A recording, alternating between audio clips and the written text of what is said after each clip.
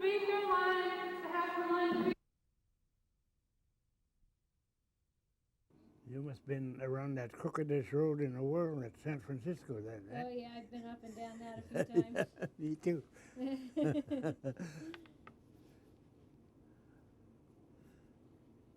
Chad?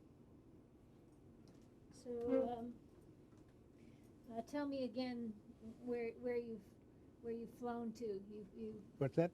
you said you flew to the pole. Yeah. Tell me about that. I went up with the Air Force, with their airplane. I was their guide up there. We spent 3.5 months the first time and 2 months the next time. The ocean was 2 miles deep up there. And ice was, we were in 4-year-old ice, and it was 13 feet thick, the ice up there. And lots of polar bears up there. Did There's you polar bears. hunt the polar bears up there? No, we didn't hunt. Well, I shot one up there that came around the cabin, that's all. Sometimes we'd see 7 polar bears that are dumped there. There was all scientists up there.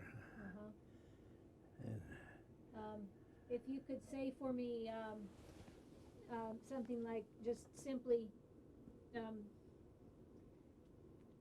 because Yeah, it took us 7 hours coming back from the pole with one of the DC-3s. That's how far out we were. We were exactly 1,350 miles north of the pole. Right at the pole there, about 300 miles from the pole. We were on the north side of it. See, the ice up there, when it gets up there, it breaks up. It's just like quicksand. All the 4 current Japanese current and one from Spitzenberg and our current. There's 4 currents that goes in circle and just breaks it up. It's just like quicksand. If you stand on it, you start going down. I don't know how thick that ice is, and that nuclear sub came up there. with how did it get through the ice? Yeah, it came up. It came up through the open water.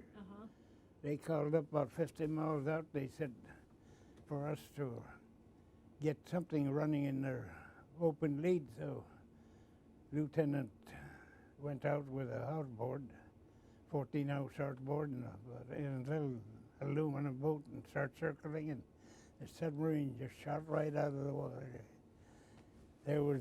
That's the same submarine that cracked up at close to Florida down there. The one that broke up. Yeah, that must have been pretty impressive. Yeah, that's the same one. There was 130 men in there, and 13 officers, and 1 commander in that submarine. The other guys went to the movie in the sub there, but I was working at the airport. I didn't get to go. They asked me to go, all right, I didn't. When the submarine was floating there, they had a movie, everything inside of that sub. So how have things changed in Kotzebue since you were young? Well, them days there was few wheelbarrows when I was a kid here. Less wheelbarrows? Yeah, and they brought a old Model T in around 1940 for the school, and nobody knew how to drive it. The Meteor came in and unloaded it just a little ways over here. And then it stayed there about a couple of months till one guy came from White Mountain. He said he knows how to drive. His name was Eugene Sowers. He got in it and he tipped it over. The road was so narrow. And a whole bunch of men stood it up, and then they go parked it by the school. And a guy by the name of Elwood Honeycutt started practicing on it, and he finally learned how to drive it. That was the first car up here. So he finally figured out what to do with the beast. Yeah, it's still at Fairbanks, at Anchorage. Mabel Johnson, her husband bought that, and it's still sitting over there at their yard, that first Model T that came here. Um, how have how things how have things changed with like the animals and the wildlife and the natural world? There's seems like there's more now. Nobody hunts them too much. When I went out to the ice a few years ago, I just went out to take a couple wanted to take some pictures. I flew out there and we ran into four airplanes. We just went the other way from that point across here. We ran into four polar bears. They took pictures and came back. Just over there. Yeah, but during the earthquake, we went out in 1964. Right after the earthquake, we flew out there. All that ice was busted up so bad we couldn't hunt for about a week. That earthquake busted all that ice, and we counted 69 polar bears running around out there. Just not knowing what to No do. place to hide. Yeah. We counted 69, and we didn't get a polar bear. Because the ice was too rough. Two broken up. Yeah, that earthquake busted it all up. Hmm. That's, Did it do anything to Kotzebue here? no, it just shook Kotzebue a little. Right in front of my house, everybody ran over to my airplane, and I thought something wrong with my airplane. They said it cracked right straight across. It just opened across, and it's squeezed like that, just like a curtain all the way across. Just opened and closed. Yeah, you open and close. That's the only thing they notice here, but lots of them hunters out camping, they felt it, you know. Uh-huh. That was quite an earthquake that time. I was standing in the front door there by the window, and I never felt it at all.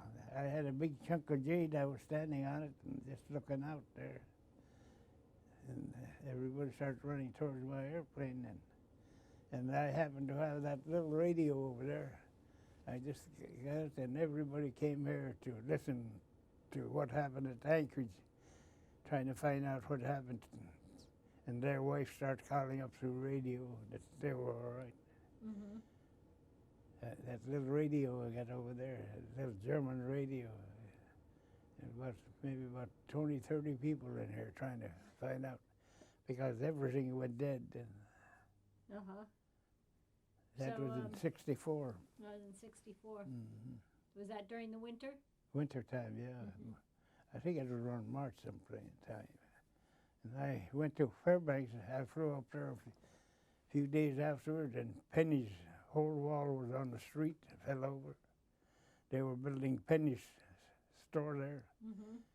The whole wall fell over on the street, that earthquake. Yeah, a lot of houses were Mhm. destroyed. Quite a few got killed in that. Yeah, yeah. Yeah, I know one guy's uncle that he was crippled, and he went down with a house too. They never did get him. Really? Yeah, he was a contractor. He was paralyzed, his legs. He was on wheelchair, and he went right down close to the airport there. Mm-hmm. Cracked up, and we went with. Never did get him. He's buried down there someplace. He's still with the house. Yeah. Some of the village they hit it pretty bad too, like close to Anchorage, them small villages. Mm-hmm. So there's certainly more than 120 people here in Kotzebue. What do you think about how Kotzebue's grown and changed? Yeah, there was all these houses weren't here. That time had mostly log cabins and little lumber houses. I can draw a picture of the whole town. Mm-hmm. Mm-hmm. And who lived where? Yeah, because I knew it when it was growing up, you know. Yeah. And that little pizza house up there was our first hospital. That's interesting. Yeah, and there was only 5 houses down this way from this one over. Down where it makes that next turn down there, the last house used to be there. and about 4 here, 4 here, and about 5 over there, and then a few more up the other end.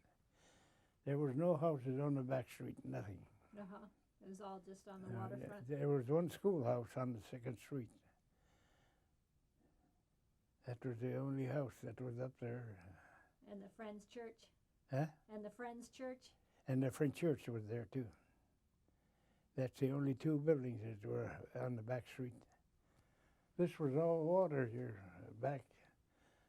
There used to be a bridge to go to the second street, and by the hospital up there, about in the land there, from Jerry Cobock's place, there was a lake there, a big lake, and they used to have nets there, old people fishing for whitefish, right down the main street there. And there was a bridge across there. And one place they had empty drums for a sewer by Rotman's over there. So I There was nothing here. I understand that a lot of people would use this as, or still do, use it as a summer camp and come and fish from here. And Right down here, North Tackers, from the last house, they used to have a camp. And the next one would be Silvic. And then up the other end, Nervik people. Whenever they come in, a few dime readers used to camp over here from different villages, you know. Summertime there was about 500 people there, and then they'd go away, and they'd be nobody here. and what would they do in their summer camps? They'd come up and trade, like Kobock people would come up with dried fish and stuff, trade with the other people for seal oil and stuff, you know. And dimeters would come over, and there was about only 4 or 5 tents that come from dry meat. And Silvic, lots of them used to come here and fish a little and for salmon and go head back. And they would dry their fish on the racks. What's that? Tell me about the drying of the salmon on the racks. They'd cut them up and dry them, put poles up and dry them up, and after the back dries up, they turn them around, and when it rains, they have to turn them back again so rain won't spoil them. And there was different people that always fish here for years. Everybody owned a dog team them days, you know. So they were drying the fish for their dogs? What's that? They're drying the fish for their dogs? Yeah, mostly for the dogs, yeah. Mm-hmm. And there's wintertime, there's some lakes where they always put a deal and let the lakes drain out and scoop the fish with some kind of dip nest, you know. Let the fish run out from the lakes. They get quite a few fish in. There wasn't too many caribou then. There was mostly reindeers then. Caribou was further north. There was, the last time they corralled at Nortack, they corralled 46,000 reindeer. The Laplanders brought 200 reindeers to Unalakleet, and they kept them moving up. Each village gets so many, and they finally go up to 46,000 here. Wow. There's lots of reindeers then. So reindeer aren't indigenous? They were brought here by the Laplanders? No, reindeer, Laplanders brought them up here. Mm-hmm. One was John Rana, Andrew, Isaac Hatta. I know all them Laplanders that came up with the reindeers, you know. How are reindeer different than caribou? Reindeers can't keep up to caribou. When they mix in with caribou is always traveling, and reindeer always get skinny and die off. That's why there's no more reindeers. Caribou takes off with them. There's so many caribou now. Caribou's got longer legs, and they travel a lot, you know, all the time. Mm-hmm. So why do you think there's more caribou now than there were before? Yeah, there's lots of caribou. There's all over caribou. The big herd now, huh? Mm-hmm. that because there's less predators, you think, or? No, the reindeers just died off, and then caribou's left here, and there's so many up on the slope right now. They travel all the time, never stop. They go up north and come around in the fall and come right back behind here and then go south again all the way to past around Unacleet. Caribou.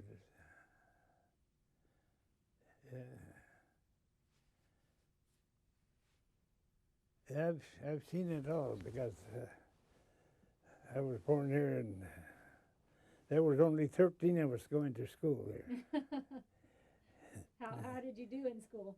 No good me. I never studied hard. It's hard to be inside when the outside's so beautiful. I had a hard time passing my physical flying. Yeah, I just never studied hardly. Uh-huh. And I had a hard time passing my flight test. I finally passed it. And so tell me a little bit about the subsistence living. And Right now? yeah, both right now and how you've seen it change over the years. The villages are doing real good subsistence hunting.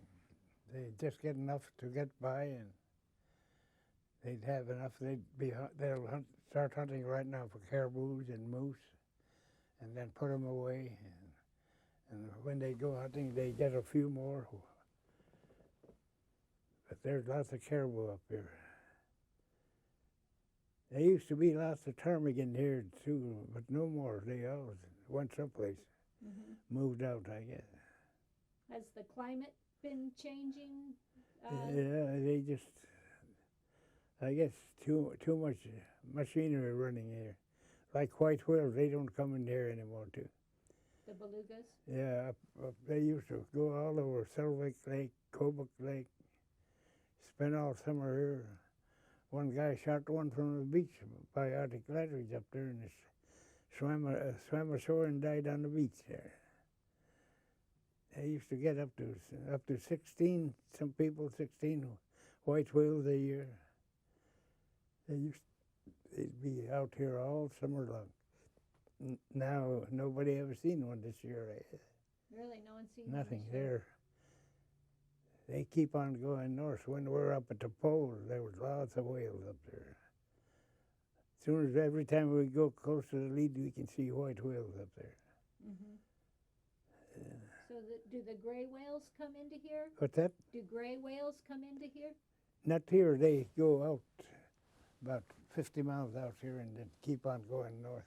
So they feed further north from Yeah, here? they hit around Point Kivalina and Point Hope and then Point Barrow and then head up north. And then they go south again? Yeah, and they're doing pretty good. Yet Point Hope got 7 this year, and Barrow they get about 18 every year. That's how much they're allowed, And Kivalina, Point Hope allowed 7. Here, they're allowed 1 here, but nobody gets any here. Kivalina, I think there's 3 allowed there. Nobody gets any there hardly anymore. So is there anything else you'd like to tell me about your life? Oh, I don't know. If you ask, maybe I can answer. Okay. So have you noticed, you hear everything about global warming, and have you noticed a difference in the depth of the ice or the way the seasons have come in? Or Yeah, nobody hunts mostly here now. They just work for wages. Nobody hardly hunts anymore. Just get enough to get by, Everybody's got TV now. In them days, that's all we had is gas lamps,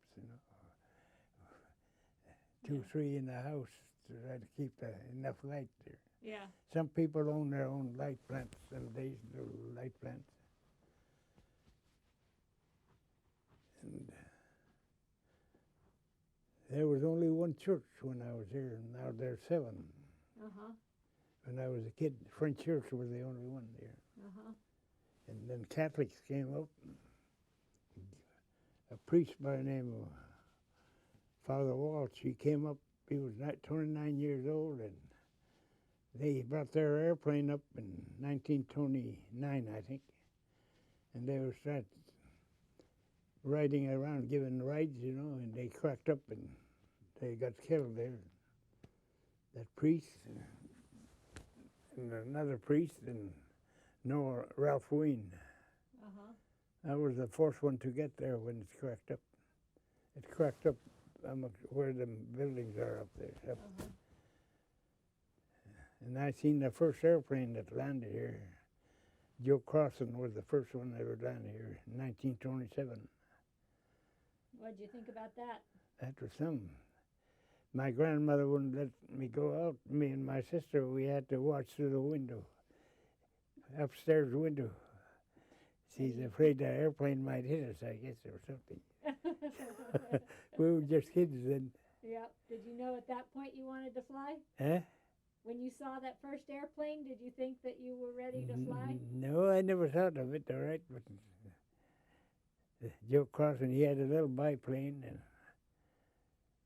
everybody ran out. There was one old man that used to live down there a little ways. They were taking care of him. He was just about dying, this guy. He had to keep a fire going for him, a couple of women.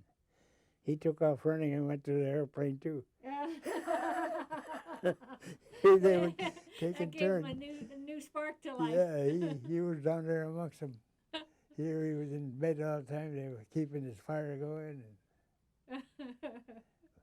And that summer, one old woman, she was real hunchbacked. Old lady Sowers, she was picking berries in the hill. First time she ever seen an airplane. She had a bucket of berries about full there. And she watched that airplane. She didn't have time to turn around. She fell backwards and spilled all her berries out there picking. Got 'em all over And herself. she had a hunchback too. She fell right back on her back. I never seen it, what they were talking about. One old man at Nervik, when the plane came up, he was going up the hill with 2 buckets of water and a yoke, you know. He thought Jesus was coming, and he started praying right in the hillside that he was late. He was really praying away. Everybody was running down the hill. He thought his time had come. Yeah, he thought Jesus. He was praying away while everybody was running down the hill to see the airplane. Old man Kayana, his name was. Uh-huh. His So daughter lives here. Yes. Have you noticed the difference in climate change? Has it gotten warmer?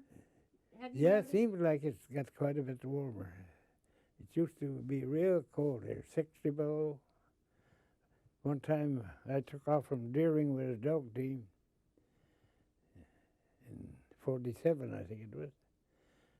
Walter Rich and I, we left Deering when it kind of warmed up. It was 59 below. We took off from Deering. Boy, it was cold. Melt your nose off your face. Yeah, we took a load of freight over, and we took off from here with 17 dogs apiece. We hauled a bunch of flour and sugar over to Deering there. I used to mush dogs all the way to Point Hope too, freight up there. Yeah, everybody used to have dogs them days.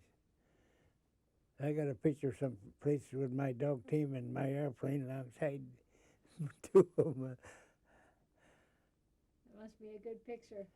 I bought an airplane on a Marshall sale. The guy drowned it that owned it, and his parents said to sell the airplane, the Marshall to sell it. And I happened to have $600, and I gave him $600 to bid up to $600. And there was only one guy bid. He bid $250 and nobody else bid. And this guy that bid for me bid $260, and I wind up with an airplane for $260. Is that your first airplane? Yeah, first airplane. It was a tailorcraft. And I used to have it parked right behind this house over here. That was our runway right here. Yeah. Yeah, that's a long time ago. And I sold it. Another guy run into it with his airplane and chopped the tail off of my airplane. And then I sold that airplane for $400 to Cliff Everts, the guy that got them Hercs that's flying back and forth. Uh-huh. They put it in an airplane and hauled it out. Yeah, that's pretty cheap. Yeah. Now them airplanes are over 50,000. You know. Yep. Same kind of airplane. Yep. So what was your favorite airplane? Huh? What was your very favorite airplane? Super Cub, I guess it's best to hunt with. I had the Super. I keep my Super Cubs. I can fly 9 hours without gassing up. I got a belly tank, and then I take 6 cans in the back, so I can fly 12 hours without gassing up. I then and pour that gas in, you know. So you can get way out. Huh? You can get way out on the. Yeah, I can fly all the way to Russia and hunt out there and come back. And nobody bothers you out there? It used to be pretty spooky, hunting, coming back nighttime, you know, can't see nothing. Uh-huh. Never see ground for 4.5 hours one time. Just climbed up to 6,000, just came back on ADF, you know. Uh-huh. Home in on one of the radio stations. And I used to fly ADF quite a bit there.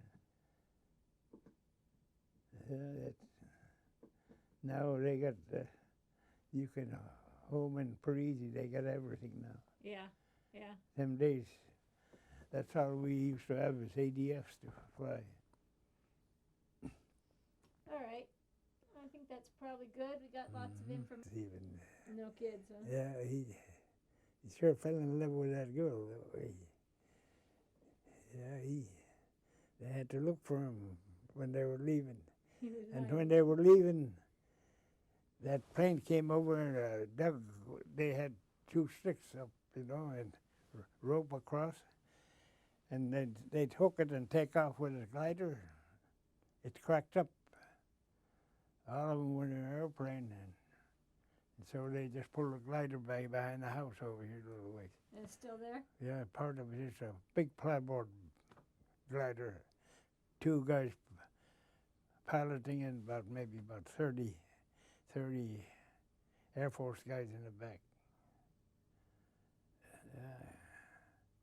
So Bob, Bob, tell me how he flew into town. Huh? Tell me again how he flew into town on the glider. Yeah, he was one of the airmen. Uh-huh. Yeah, he was in the service. They flew a bunch in there, and he was one of them. And he came back and married Caribou. And they had to. He's been living over there. He's got the Eskimos beat even. He can eat Eskimo grub better than the natives can. He really turned Eskimo. That's funny. Yeah. And they had to search for him when it was time for him to leave?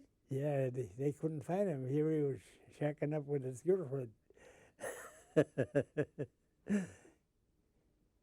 Yeah, he's been up here ever since. I think he made 1 trip to Anchorage so far. They've been living out in the country. They never have no kids.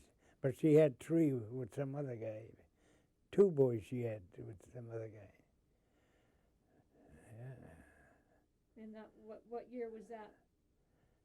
That should have been around 44, I guess. Really? And he's only been to Anchorage once? Yeah, I think so, one time. That's the only time I ever know him going over there. Yeah, they live pretty tough over there, them 2. But he can eat anything, that guy. Well, he must be happy with his life. One time I stopped at their little camp. There was some stuff fried in the tent when I looked in. Here they were eating link. They had some fried link. Oh. How'd that taste? Eh? Did you taste it? Yeah, I never tasted there, but I've had some before. They're kind of like chicken, you know, white meat on them. He lives there, and like lots of people all visit him. He's got quite a line, just like he knows everything. He's a know-it-all. When he didn't have no shells, we used to give him shells to hunt with. He lived pretty rough for a while. And what's his name again? Huh? What's his name again? Bob Yule. Yeah. He's got a